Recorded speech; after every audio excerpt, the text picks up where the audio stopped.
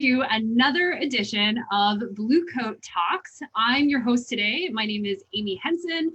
I'm a staff scientist at Science North, and I am thrilled, super thrilled to introduce our guest today. She and I go a long way back, over 10 years now, so almost 13 years. And we are super excited to introduce Meagan McGrath here with us today. So Meagan is a self-proclaimed and I think proven adventurer. And we started our partnership with Meagan back in 2007. And because she was super excited to share one of her adventures with us. And we followed her adventure of climbing Mount Everest as part of her goal of completing the 7 summits of the world, so the 7 highest peaks on every single continent. And we and Sudbury and Northern Ontario and Canada fell in love with Meagan. She is an amazing adventurer. She is also a scientist, and we are so excited to have her here today. She's going to talk to us a little bit about adventures, some of the things that she's done, some of the things she's planning to do, hopefully, maybe, and just chat a little bit about what it means to be an adventurer, but also just what kind of amazing world and planet that we all have around us that we can discover every day. So welcome, Meagan. It's so good to see you. Thank you very much, Amy. I'm very pleased to be here today. I really look forward to speaking with you. And why delay? Let's get to talking about adventures. Absolutely. So one of the really great things about doing things on Facebook Live is that in the comments below, our viewers can interact with us as we do this. So that's really exciting. So if you have at any point during our conversation today a question for Meagan, she'll be more than happy to answer them. Maybe you've got questions about mountain climbing. Maybe you've got questions about what it must feel like to do and complete an adventure, the types of things that she's done. Whatever comes up as questions, put them into the chat box below, and we'll look at them and ask the questions for you so that you get some of her get some of the questions in. So Meagan, my first question for you, which I think is a really good way to sort of start things off, is what does it mean to you to be an adventurer? Well, first of all, I think it's important. I mean, an adventure is part of the word adventure, and it's someone who does adventure. So let's look at it from the start. What is an adventure? Well, of course, an adventure can be any sort of undertaking that tends to be usually pretty exciting, usually pretty relatively hazardous in some way. There's some risk involved. And that's basically what an adventure is, something outside the norm a little bit than your day to day. And everyone can have a different definition of adventure. What for me would be an adventure, it may not be the same for someone else to be an adventure. And that's okay, that's the whole point. If you go a little bit outside your comfort zone, that's the ideal way to start an adventure. As an adventurer, so to describe the person who does adventures, I put some thought into this, and I think there's some key qualities you might want to have, such as your ability to adapt to the unexpected. In adventuring and on expeditions, you're constantly problem solving. In fact, never ever does it go 100% according to plan. So you're constantly being challenged. You know, your schedule could change, your weather could change, the conditions could change in terms of the hazard risks and all these sorts of things. I mean, the country that you're visiting could be in a coup. All sorts of things could happen, and you need to be able to adapt your plan. The ability to adapt, of course, lends itself to a certain level of resiliency and coping. And the good thing is, these are skills that can be developed. And I think the more that a person goes and stretches, their comfort zone a little bit, they're exercising and they're building this muscle, if you will, of resilience. And I think that's one of the greatest things about this sort of activity, an adventure. You go on a hike that is to a place you've never been to before. Maybe it's a little more rugged than you're used to. That's an adventure. And you're also building all these other, you're building your adaptability. Maybe it starts to rain on that hike and you weren't expecting for some reason. Then you learn to deal with that. And that's what's fun about it. Like, you're always improving yourself in these different types of ways. And I think that's one of the reasons to love adventuring. Amazing.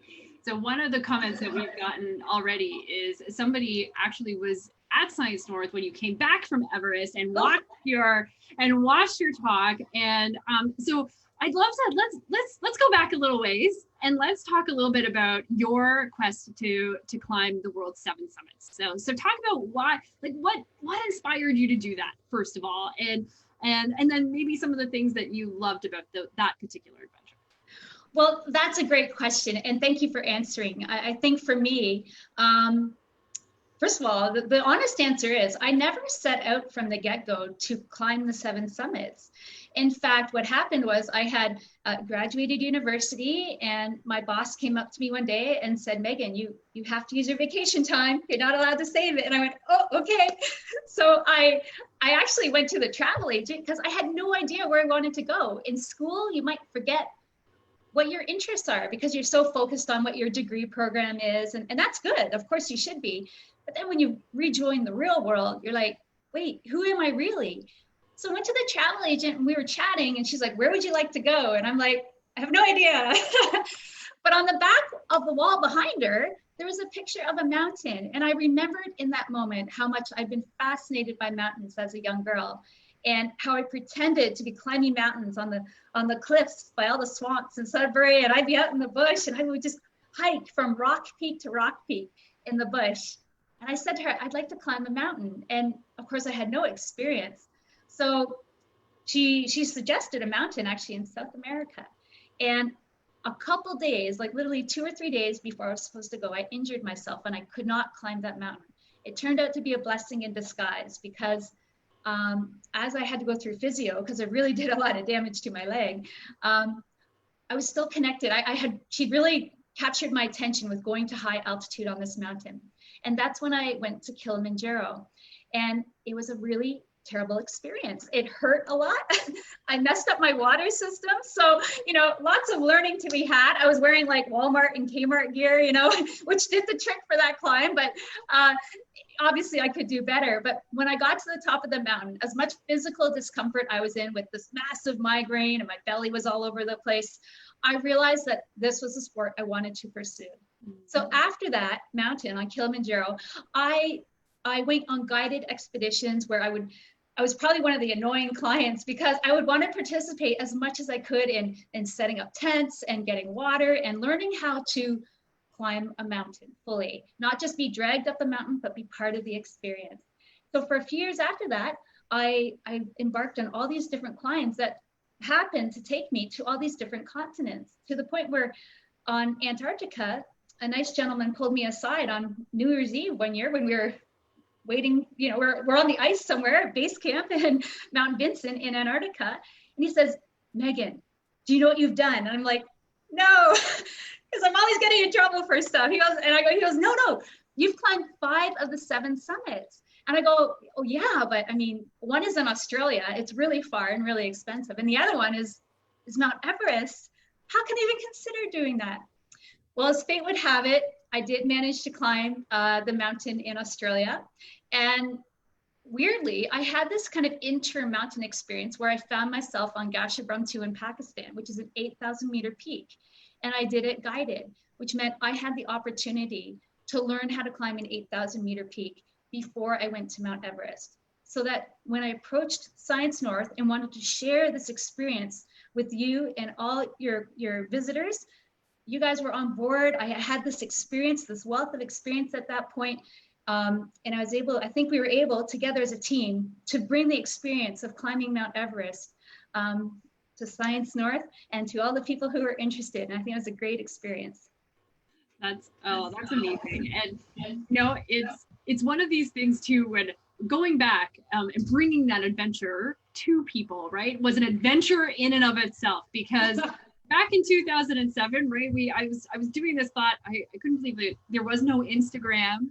Facebook was still new, right? Podcasts were this brand new invention that we, and from Science North, I'm like, we're going to make a podcast. And that's how we communicated your adventure. And satellite phones were not as good as they are today.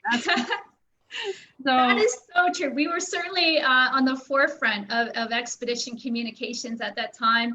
I was working along with you. I was also working with a different company based in the United States in terms of coordinating all the technical requirements. But I think it came together in the end. You guys were extremely supportive. And I mean, if we were to do something similar today, I mean, now the technology is such that you can use Twitter, update. Well, that's usually the best way actually on expedition, but it's easier to send photos through. There's still certainly a level of complexity because you're in the most remote parts of the world trying to share your expedition. It's not as easy as sending an email with a picture and some text. It's quite a bit involved, but I mean, the reward as an expeditioner is maybe someone will be inspired by this. Maybe someone will learn something from what I share. And that's really the fun of it. I hope it's fun for everyone who listen and watches to people's adventures. absolutely. So we have a question that's come in, and Julie is asking, what has been your most challenging adventure? And then what's your most favorite? Or is it the same? I don't know, because sometimes challenge could be your favorite too. So that is a question that keeps evolving. I mean, and now, I mean, long time ago, I would have said my most challenging expedition would have been my experience on McKinley or Denali, the highest mountain in North America. And on that trip, it was because our little group, we were having quite a lot of group dynamic issues. Like everyone was kind of knittering against each other, but everyone, like even the guides and the clients, and then amongst the clients, it was a whole thing. But what happened was the guides were smart. We had a guide and an assistant guide, and there was about, I'm guessing like 6 or 7 clients. And we were doing kind of an acclimatization climb one day. And our objective overall was to climb up one route, traverse, and then come down another route. So it's kind of committing, because once you're beyond a certain point, you kind of got to go the whole way. And so what happened, we were doing a practice for that, and the guides pulled us aside and said, like, we were on this little platform at like 17,500 feet, like this little sort of flat spot. He's like, look, team, we're not acting as a team. Y'all need to sit and figure out what's going on. And what's going to happen is you guys do that here. We, the guides, we're going to go up the mountain just a few meters, basically. And we're going to get together and talk about what went wrong. And so we chatted amongst ourselves. And the most fascinating thing was we were all angsty, of course, but once everyone had their turn in this little tight circle, so we didn't fall off the mountain, and everyone had the same 3 issues. And that was remarkable, because here we thought we were all in our own private torment. But in fact, everyone was sharing that torment. But we didn't know until we actually spoke it out loud in a space that we made it safe. We said, just say what your concerns are, no judgment, no nothing. We'll deal with that after. But right now, just what are your concerns? What are your fears? What are your worries? And when people spoke those and they were all the same, you get chills. You're like, wait, we could have solved this a long time ago had we just been open and honest with each other. So when the guides came down, we were able to share our concerns with the guides. And likewise, the guides were able to share their concerns with us, because now we had this honest, open, communicative atmosphere. And from that point forward, we were able to safely and coherently, like as a team, make our way up and over the traverse. Everyone summited, everyone had a good time, and we all made it home safely. So that was, to a long time, the most challenging expedition for that reason. And not physically challenging, but mentally challenging, right? Well, that's what it was. So especially because in the mountains, interestingly enough, is with that internal stress, like everyone felt like they were having to run up the rope. Like everyone was trying to keep the rope the way you're supposed to have it. But we all felt like physically exhausted, and what that does is it impacts your ability to acclimatize. So we weren't at our optimal performance because we had all this stress inside of us. So once that stress was relieved, it made for much easier climbing. So there's an actual physical result from that. After that, though, I've had many challenging trips, either from different sort of accidents happening or different, in some cases, I've had to go to a mountain 3 times because bizarre things happened where I had to safely turn around, like I say, in the manner of safety. But let's move on to my favorite expedition. To be honest, and it's no joke, it was climbing Mount Everest. And the reason is because that was the first time I undertook an expedition without lots of guided oversight. To be fair and straight up, I was working with a Sherpa team, and we had a Sherpa Sirdar who was well respected in the community. And a Sherpa Sirdar is kind of like the lead Sherpa. He's kind of in charge of all the logistics. And for us as the climbers, he was kind of our guy who made sure we didn't make silly decisions and get ourselves into danger. So we would formulate our own plans. We would pack what we wanted to pack. Everything was pretty much up to us. And during dinner one day, he's like, okay, what are you guys doing? And in some cases, he'd be like, that's a terrible idea. Meaning like, if you do that, you're going to die. So his name was Pratemba. He was the most fantastic man. He's had much experience. So he was very reliable in terms of extensive knowledge. And so he's very easy to listen to and trust. And aside from that, all the other experiences on that Mount Everest expedition were literally everything you read in the books. You felt like you were living the books and the movies, but you were doing these experiences yourself. And I don't know, I've always had something about when you live the experiences that you read about. To me, there's nothing more exciting than that. I just get such a thrill out of that. And then sometimes, now that I'm a bit more experienced as an adventurer, I live these adventures that aren't even in books anymore. I think I've sort of gone beyond the books now. I'm just creating my own crazy adventures that I'm not sure you'd find anywhere in print. So it's a lot of fun. What's one that you've invented? What's one that you've invented that yeah. Well, I mean, what comes to mind, that's a spontaneous question. So no preparation. One that comes to mind is my experience when I went to West Papua. So in the country of Indonesia, of course, Indonesia is a country of many islands, and West Papua is New Guinea. You have an island on the furthest east of Indonesia. In fact, that island is split into two countries. You have Papua New Guinea, PNG, which many people are familiar with, but I was on the west side, which is incorporated into Indonesia. It's important to note the indigenous people, they all seem to be of the same indigenousness. I'm so sorry. Yeah, like they're the same people, but there's just this border that was created, and that's fine. And then what happens though is I was on the Indonesian side, and so we embarked on this. It was me. I went alone, but I was working with a very good gentleman in the country, or in that province in particular. And so I had to set up I was trying to climb these two peaks in that country, and all sorts of things went wrong, where on one trip, we were in the jungle. We have to go through the jungle to get to the mountain. And we landed in a village, and that was fine. And we got some folks to help us carry up the gear that's required in terms of days worth of food and these things. And so day one was okay. Day two was a little harder. In fact, every step you took, you were either getting pulled back by the thorns, like were in your skin, like they were pulling you back by your skin, forget about your shirt. You were being tripped over something. You were being sucked into the mud that was like up to your knees, even though I was wearing big rubber boots. I'm just like, you can't move. You're slipping off of trees constantly. Like, I've never fallen off so many trees, and I have good balance. So everything you did was a constant effort. I've never been in such good shape, I swear. And on the evening of that second day, my translator and the cook decided that it was too hard for them. So now I was without them, but I was going with the porters who sort of knew the way, but didn't really. And so now I was with these great gentlemen who didn't speak English, and I didn't speak the local language.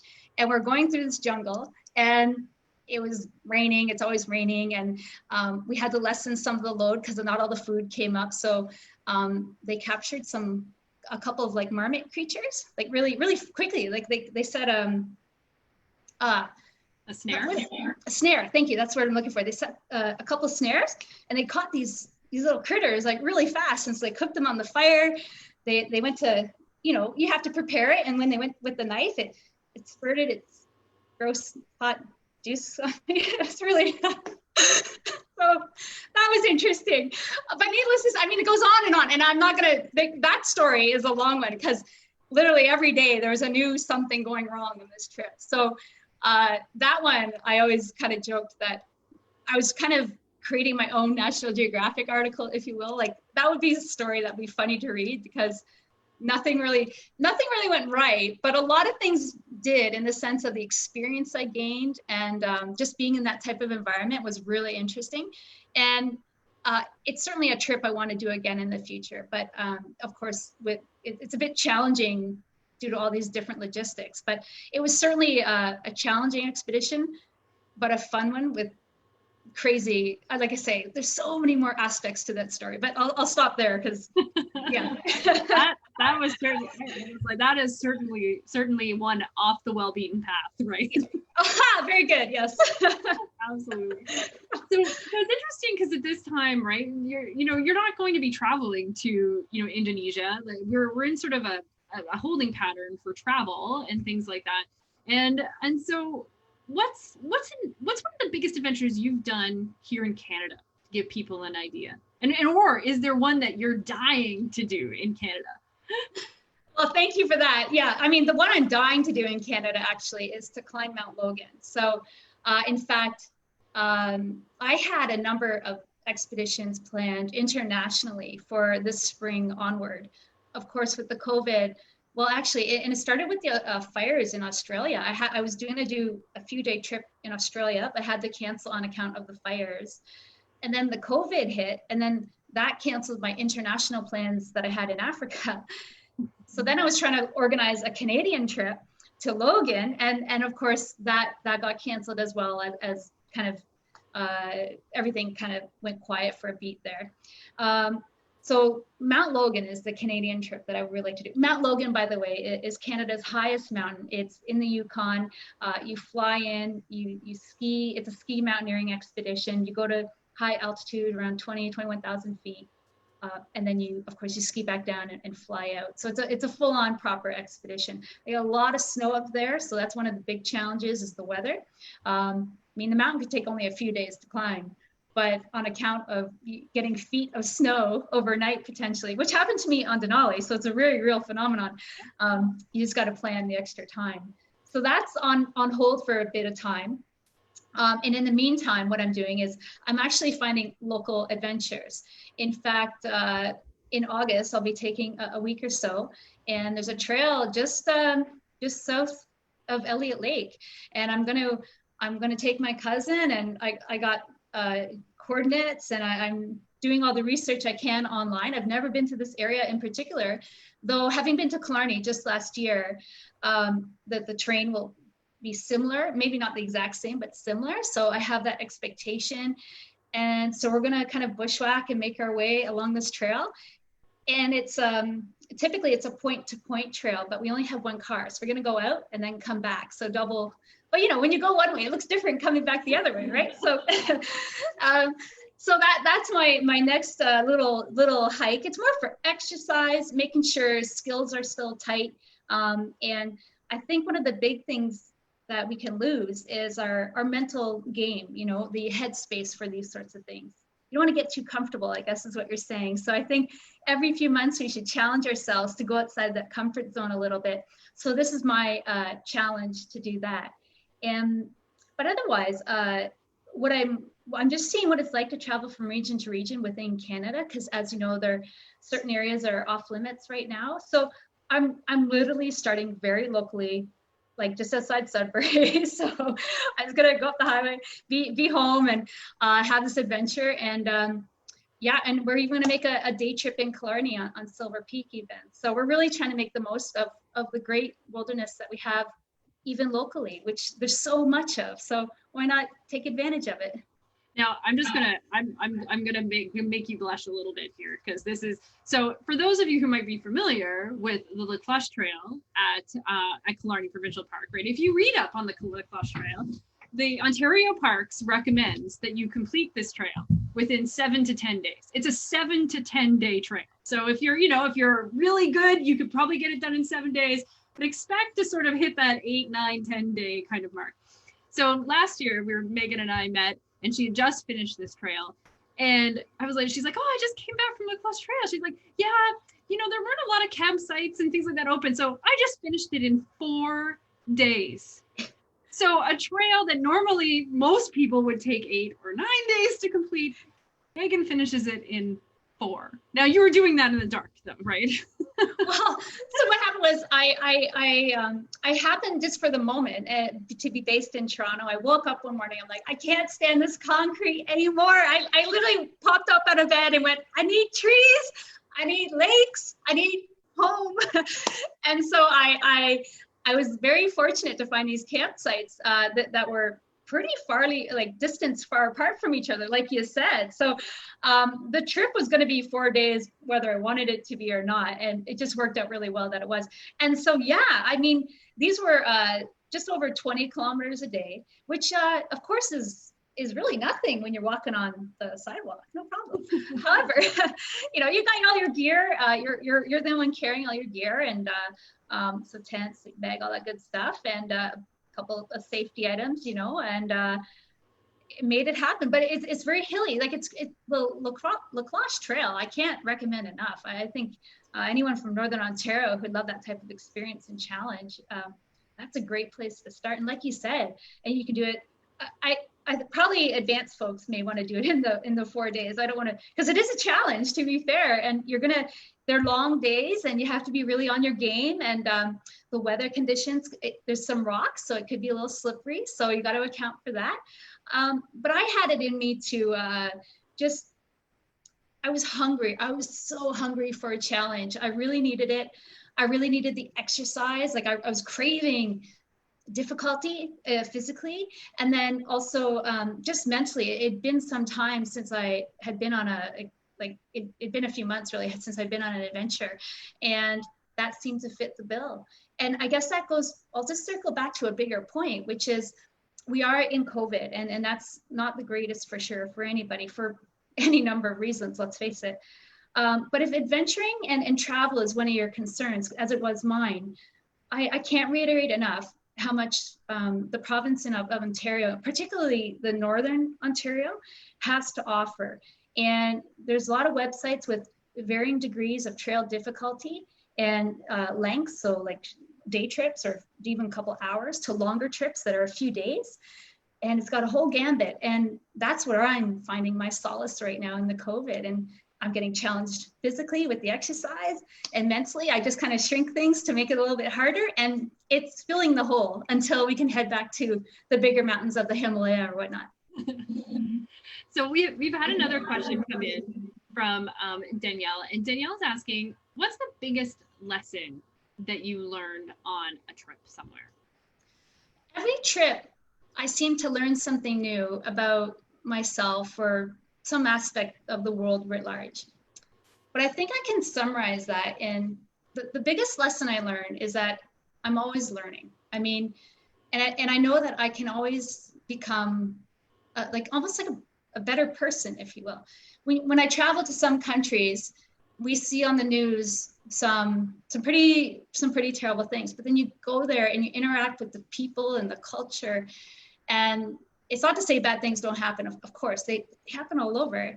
And then when you go and learn about other cultures and the people and eating meals with them and laughing on the trail, it gives you a different perspective. So culturally, you kind of learn to maybe open your heart a little bit. Also, personally, so that's kind of looking outward, I think. And also looking outward, all the skill development you have. Like, when we're in the mountains, I'm not a meteorologist. I don't have any training, but certainly over the years, you know, we learn to understand weather conditions, or we learn to understand what the rock looks and feels like, even sounds like all these tricks of the trade that we learn, so that in a lot of sense, we learn a lot about, in circling back to Science North, is sciences. I mean, the world is full of science. And in these trips, I'm able to learn about all little facets of a whole broad spectrum of types of sciences, even like biology, chemistry, medicine, and some, I'm not a doctor, of course, but I mean, you're having to take these certain types of medicines in emergency situations, let's say. You got to know what you're doing. You don't want to mess that up. And just personal growth. The big lesson is, like I said before, you can always learn more, and you can always become the best version of yourself by going on these adventures. And I think that anyone who goes on an adventure and they're challenged and they have to face what's hard, they're going to come out on the other side of that, knowing that they learned something and that they can face the next challenge because they have the tools to do that. That's amazing. So we have a question coming in too about so you've got these adventures and they're varied. I mean, mountain climbing is obviously that's a theme that you've had, right? You've done some skiing adventures, skiing to the South Pole as an example. You did the Marathon des Sables, right, which is in and of itself a crazy running race. But I'm curious about what kind of training do you do? Do you focus on the specific adventure that you're having? Do you do general training? Like what kind of training do you do for a lot of these adventures? The training I do is not extensive, honestly. So, and the reason is I have a day job and it's very important to me that I give my most to my day job, because without my day job, I wouldn't be able to do any of this. And I'm very cognizant of that. And I'm very grateful that I'm able to, it's not all the time, because my job takes me to different parts of the country for different lengths of time. And lengths of time is like a few months to a few years. And so there's big periods of time where I simply can't go on an adventure.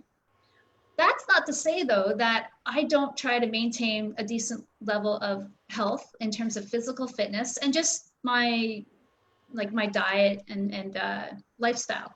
But rest assured, I'm not in the gym every day. I don't follow a strict diet. I don't have time. I really don't have the interest, if I'm honest. I want to live my life. And I think everyone should. And I think that the going message is here. Once you get to a certain level of fitness, I think the maintaining of that is what you need to do. And this can enable you to do a lot of different adventures. So my base level of fitness is suitable that when I need to go climb an 8,000 meter peak, the amount of improvement or change I need to do isn't great. But someone who's been, hasn't done this type of stuff before, they're going to have to work really hard. Like I can't even get really, they have to work a whole lot more to get to the required fitness state. So what I'm doing right now is because the gyms are closed, like let's face it. And the good thing is I work from home often, but I don't eat all day. Like I really don't, I eat healthily is more to the point. And when it comes to physical fitness, right now I go for a lot of walks in the evening. I have a brother in town here, so we go for these, he started off with 1 hour walks and I've somehow escalated them to 5 hour walks, more common than not. 3 to 5 hours are now the normal walk for us. We're in the ravines, we're running through the ravine in the dark. It's a lot of fun. The point is we're making it work by finding opportunities for fitness. And that's in the middle of the night. So the workday is done, we leave at 7 and we're coming home at midnight kind of thing. And then we do it all again the next day or not. There's no schedule. But it's also making it fun, right? Like, well, oh my gosh, thank you for mentioning that. Because I mean, being in the gym, running on a treadmill is super boring. I mean, who wants to do that? I know I don't. And so I find that going for interesting hikes keeps me fit, because I won't take the easy way either. Like you wouldn't want to cheat yourself, right? So if you have a hill going up this way and a flat thing this way, take the hill, challenge yourself. It's okay, so that you're just slowly and incrementally building your physical fitness. And when it comes to lifestyle, like the alcohol drinking, I'm not big into those things. And food wise, I eat fruits and vegetables. I eat a lot of sandwiches. Like, what do you want? Like, it's a very simple diet. So I mean, it doesn't have to be complicated. It doesn't. My way of doing it is it's not regimented, and that makes me happy. I'm not very good with strict controls and timings of when I'm supposed to work out and when I'm supposed to eat. When we're out of COVID and gyms are open, I do try to go probably like 4 times a week, but sometimes that doesn't happen. And sometimes I can go a couple days more than 4 times a week. It just really depends on the work schedule and my own interest level. And, but when I go, here's the key. When I go to the gym, I go to the gym. I'm not messing around. And that's the key. Like, I'm not there to chit chat with anybody. I'm there to sweat and be gross and to work as hard as I can. And I think that's important is because I'm committed for that time, whether it's an hour or 2 hours or whatever I have, that's what I'm there to do. And that's what I do. And then and that's it. So yeah, that's how I train though, is it's not a big, it's not like the big focus in my life, but here's the key of the training though. I think, like I said before, your mental game is probably the most important. So when it comes to challenge, I try to face challenge head on because I think it's important to maintain that head game. And you know what, in life, that's the kicker. Every day is a new day, and every day is going to throw you a curveball potentially that's literally out of left field. And that very much happens. The good thing is though, you kind of got to lean into it. Know that you can deal with it. You have that power and that capability. Trust yourself that you're going to be able to deal with it. And that's the thing that's probably more important than your physical health is your mental health and your mental game. So just be on top of that. And if there's any hiccups with people, go and talk to somebody. That's fine. But in terms of challenging yourself, eat it, take it on. You can do it. You got it in you to do. Yeah. One of the questions that I have is how do you deal with failure? Because you've had expeditions that have not gone great, that you didn't meet the goal that you set out, right? And that like mentally is tough. So how have you done with failure, and what do you do to overcome that negative part of it? So I'm gonna talk about my first experience with failure on expeditions, and then I'll tell you everything after. So my first experience with failure was on Gasherbrum 2. And this is an 8,000 meter peak, as I mentioned, in Pakistan. And what happened is, in fact, I may have a picture. Do you mind if I try to pull a picture? I haven't pulled up any pictures yet, so let's see. Okay, so here, and I'm just gonna share it. So, sorry folks, this is we're still just tightening this up. So I'll see if I can get this photo for you guys. Perfect. And can you see that? Okay, so I'll boost it up. Okay, well, that's actually not Gasherbrum 2 as the picture has, but it gives you an idea of the region that we're in. That's actually G1. So, but this is our encampment. These are our tents and that sort of thing. So imagine you have done all kinds of practice climbs going up and down a mountain that's not terribly dissimilar from this. Oh, sorry, that's G4. I just want to correct myself. I just realized the angle that picture is. But in any event, so you're going up and down this mountain, and here in this photo, you're probably at least at about, I'd say 16,000 feet, if not a little bit higher. So between 16 and 17,000 feet, this is Camp 1 that we're looking at in this photo. And we've been here a few times. And one day we wake up, it's supposed to be our summit push day, and the guide on this trip says, we're not gonna go for the summit. And meanwhile, you're looking at all these other teams who are going to Camp 2 with the full intention of pressing onto the summit the day after. And you're like, wait a minute, wait, everyone else is going and you're turning around? Like, what's wrong with you, guide? Why are you making this decision? As it turns out, he said, there was snowfall last night. There is avalanche hazard on or near the summit. And I am simply not comfortable going there myself, nor am I going to take you on an area that I deem to be high risk. So our little group, we were we 3 people at that point. The 3 of us were heading down the mountain, and every time we took a break and I turned around and saw people heading up the mountain, I was very frustrated. I'm like, why are we quitting? So we got down to base camp, and a couple days later, the people who had proceeded up the mountain, I'm just going to stop the sharing here.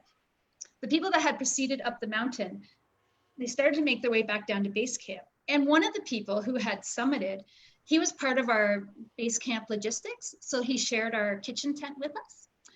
And I saw him coming. So we got some tea and hot water ready. And I got some chairs ready. And he came into camp, because the first thing you want to do when you get to camp after being on the mountain is to sit, maybe have a drink or whatever. So he had a seat, and he had hidden a Pepsi actually by the rock under the tent flap. So he kind of scooped that up, and he's sitting there. And he's this cool Italian fellow, and he's all like, you know, he's been on the mountains, he's got sunscreen and some dried skin, and he looks really mountainy. And he's kind of staring kind of distantly, like, and he wasn't smiling. I'm smiling, but he wasn't. He was like, he's in real deep contemplation. And I'm sitting across from him, like, tell me what it was like. Like, what was your experience like? He's like, that was the dumbest thing I've ever done. I'm like, what do you mean? Like, you should be happy. You've just summited this mountain. We've been here for like 5 weeks. Like, what are you talking about? He's like, it was so dangerous. And so he was referring exactly to what the guide had said. The avalanche danger was real, to the point where in some way it did take away the excitement of summiting. And he had been scared for however many hours on end going for the summit. And that's simply not a state of mind that personally I ever really want to be in. I get that there's a level of risk involved, but I also want to enjoy the experience. So we always say that there's fun danger, and then there's danger, basically. And this was not something you want to experience. So it took me a few days as we walked off the mountain. So we walked from base camp back to like down to where the little village was. So because we were completed our climb. And over those few days, it dawned on me that sometimes failure is the best option. And from that point forward, because I learned that huge lesson on that mountain, I was able to take that lesson with me on future mountains, that when safety is at risk to a point where it's you just can't tolerate it, then turn around and it's okay. I have turned around on other mountains since for avalanche hazard, safety to my eyesight, or simply in Papua, as I mentioned, the risk was too great. I was up on the mountain ridge alone, and I would have had to go down a little bit on a rock, and I didn't know if I would be able to get up. And if I had misjudged the speed, I would have just bounced right off the mountain.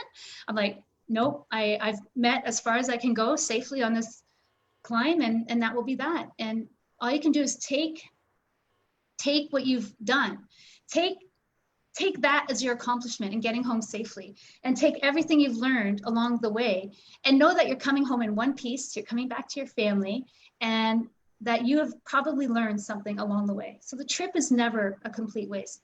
The money on a climbing trip or any other expedition of these, like, it's gone. The minute it's gone, it's gone. You're not getting a refund, because other people have livelihoods, you know, they're putting their kids through school or what have you. And that's fine. Everyone needs to have an income and survive. And that's okay. It is money, and it is important. And you may not have achieved the goal that you'd set out to achieve, but you certainly have achieved some other things along the way. You just have to know to value them. And I learned to value those other lessons. So I'm never really sad about failure. Like Atacama, Chile, Ojos del Salado. I went to that mountain 3 times. I didn't make the summit once. I was literally 30 feet from the summit the first time I had to turn around. The next time, my eyesight was at risk because the cold wind was freezing my eye. And I said, no, I want to see. I need to. And the third time was the charm. But, you know, I said on those times that I turned around, I said, you know what? If I got to come back to a place, this is an awesome place to come back to. I've been to the Atacama Desert in the mountain part of it 3 times. It is stunning. It's the place where you have the most beautiful view of the sky. The pinks and the blues at sunset are gorgeous. And the Milky Way just goes on forever. And I'll go back a 4th time if I have to, but I don't have to. That's the beauty of it now. Oh, that's fantastic. So one of the other questions that we had coming in was a question, because somebody said, I kind of remember that you were a member of the Canadian Armed Forces, and you are still a member of that. But you got into that career with something very, very in a pathway that I think is really, really interesting, and it hits home for me because, of course, I'm a science North Bluecoat. So maybe tell us a little bit about your pathway of not only your adventure part, but also your science part of the things that you love and that you love to discover. Very interesting question. Well, first, I do try to keep my work life and my adventuring life separate. However, So yeah, I joined the forces in 1995. I joined, at the time, I actually joined on as an Army officer, as an engineer. And I quickly realized that maybe that wasn't the path that I wanted to follow. And I was able to switch to becoming an aerospace engineer. And I'm not a PEng, so I'm personally not a certified professional engineer as an aerospace engineer, though I do work in the field. And my background is heavy with project management. And for one of my postings, I was involved in Air Force experimentation.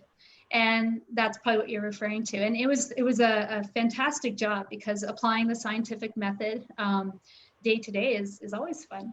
To me anyway.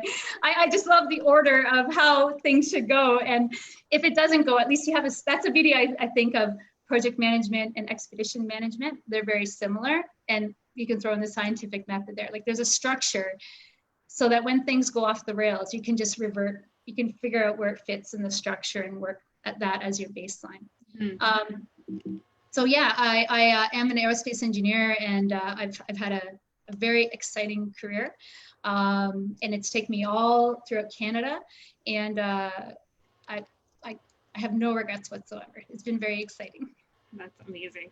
And it's, you know, I think it's also very, very telltale that, you know, people who want to discover new things in life, like being the adventurer, have this other mindset, right, of wanting to discover new things, right? So even though, yes, I know you like to keep them separate, they really do have a lot to do with each other, right? I think you're inspired in one way, you're also inspired doing a little bit of doing your adventures too. So inspiring the world around you, right? That's totally fair. I mean, let's face it, in a career where we move, I've chosen the stream where I've allowed myself to be moved a lot, and that's fine. I'm down for that. I enjoy the excitement of moving from place to place in this really vast, amazing country that we have, and experiencing different communities for various periods of time.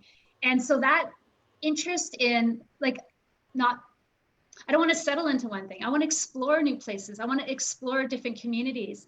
I had the opportunity to be up in the Northwest Territories, where a place I never thought I would get to live. And there I was living there for a few years, and it was amazing. I can't stress how great it was. But, you know, my boss was kind enough. She had been fishing on the weekend, and she brought me some fish she caught. I mean, that just doesn't happen anywhere else I go. People like, sure, I had fish last night with a friend, but, you know, it wasn't freshly caught out of the lake, for example. So like, the experiences of in the military of adventure very much relate to the adventure I have in my other life, if you will, as an adventurer. You get that spirit of, again, and it's that spirit of not being afraid of being challenged. The expectations, you are going to be challenged, and you're taught in the military, but also I'm self-taught through my adventures to, it's okay to be challenged. That's what life is. It's not easy. It's going to be hard, and it's how you face those challenges. And you can either cower and be scared, or you can face it and realize, I don't know all the answers all the time. And yeah, I might fail at part of this or all of this, whatever, but you go in doing the very best you can. That's all you can give. You can only give your very best. And if you're open to learning and being open with people and honest with people about what you know and don't know, it's going to make your experience that much easier, I think. And I do the same adventuring, and I do the same at work. I'm just very, and it doesn't mean I don't want to do a good job. In fact, I want to not only meet the bar, I want to exceed the bar. And I give my all to do that. And sometimes you just don't make the cut. That's okay, because you tried so hard, and you know, you stayed up all night or whatever, and you really did give your that honest effort, and you put your head on the pillow at night, and you know if you gave it your all. And there's no excuses. If you're not, there's no blaming someone else or this. You got to chase down all those leads. You're the one holding the bag, so you got to know that you gave it your all. And when that's why I like adventuring now without being guided, is because I hold that bag. It's on me. If I fail, generally it's because of something I did. and that's okay. I like that responsibility. And I like that extra challenge. And like I say, I find I become better. Even if I don't succeed, I become better at the end of the experience. Absolutely. So to wrap up today, I have one last question for you. Really quick, is that if somebody wanted to try a new adventure, maybe that adventure is something big, maybe it's something small, what advice would you give somebody? Where could they start? Oh my, just start. Okay, so when it comes to adventure and just starting, that's a good question. I mean, honestly, it's putting your shoes on and getting out the door. And I mean, adventures come in different forms, and I understand that, because you could want to sail around the world, or so the keys are to make sure that when you do put on your shoes and socks or sandals, whatever, maybe you're going bare feet, I don't know, but the point is, as soon as you leave the safety of your home, make sure that what you're about to embark on is at least within your capability level. You don't want to put yourself in a dangerous situation, first and foremost. And that's not to say it can't be a little risky in some ways, but make sure that you have the tools to deal with at least most of the outcomes. I mean, there's always going to be something bizarre that happens that you just don't yet have a tool for. But you need to have most of the tools. You're not going to go build a house with a single hammer, right? You got to have a whole lot of other things to do that. So when you leave the threshold of your home, your safety place, make sure that what you're going to do, you have most of what you need to do that. So that's to say, maybe you do want to go climb Mount Everest one day. We'll use that as an example. You don't walk out your door and go climb Mount Everest tomorrow. No, you build up the skills and experience you need to do that. And that could be walking around the block a few times to start. And then you start to go on a hiking trip. That's pretty, that's like a day-long hiking trip. Then you go on a week-long hiking trip. And then. You see how it's an incremental escalation of difficulty to the point where you've built the skills and experience to undertake your ultimate challenge. The other thing to keep in mind is, like any good project manager, you have a goal. That's good. What's your scope of what you want to do? But you have to have the money. So all these things, they tend to cost something at some point. So time and money go hand in hand. You may not have all the experience and you may not have all the money now, and that's okay. I plan years ahead of my expeditions. I got expeditions that I'm planning for 5 years from now. Mm-hmm. And I am saving like a crazy person, because that's the commitment you need. No one's going to give you your adventure. In fact, like you got to earn it. You got to, and if you're fortunate enough to be supported like Science North, you got to be prepared to give back, because that's the relationship. You got to give to make your dreams come true. That's how it works. No one's going to hand it to you. And at the end of the day, you're going to feel amazing, because you knew that you did it on your own, and potentially with some partners, but ultimately it was your idea that you conceived and you somehow made happen. And that's the chills you get. Oh my gosh, right? It's so true. It's so true. Oh my goodness. Thank you so much, Meagan, for joining us today. I can't tell you how much fun it is every time that Science North and Meagan get together. It's always amazing to hear of your adventures, and I can't wait to do more things with you in the future. It's going to, I always know Meagan's got something up her sleeve that she's gonna definitely share with us on one of these days. So thank you to all of our audience today for joining us on Bluecoat Talks. We'll be having more Bluecoat Talks as the summer keeps going and keeps continuing. But the most exciting news of all is that Science North is now open for the public. So, which is super exciting. So you can come and visit us. We are open Saturdays and Sundays. You have to purchase your tickets online, but we can't wait to show you some science adventures that we have in store for you at the Science Center. And we are having some science adventures even outside. We've got some new activities that are going on around the Science Center. So we can't wait to share those with you. So thank you so much for joining us today, and we will see you next time.